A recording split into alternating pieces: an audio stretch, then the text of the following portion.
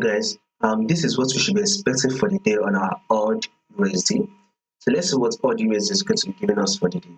But first thing first, those of you that are yet to subscribe, make sure you click on the subscribe button, like and share. Also, make sure you follow the Telegram to stay updated. You will find the link to the Telegram in the comment section.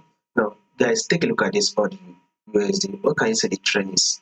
It is very clear that the trend on our AUD USD is an uptrend. We are very much trending to the upside, right? So guys, now take a look at this right here. This is the high and this is the higher low, right? This is some at the higher low, which is a pullback.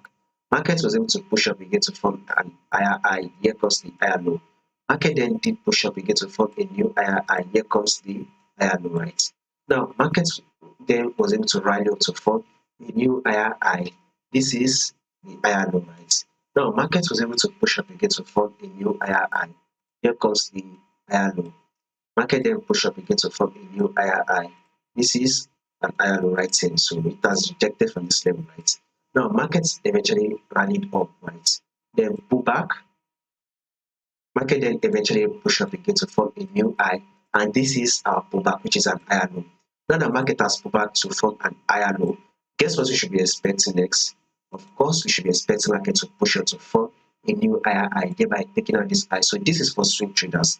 Traders that would like to hold their position for the next 3 to 4 months. Let's say for the next 1 month, right? I think 1 month will be fine. You should go in for the buy or your buy position because in the long run, by that time, market would have completely taken out this idea by forming a new high. So with such a movement, we should be looking to grab nothing less than 100 pips. So you should be looking to grab nothing less than 100 pips on this movement. So now let's go down to the forward time frame. You can see that this is a multiple rejection zone, right? So from here, expect market to reject and bounce up.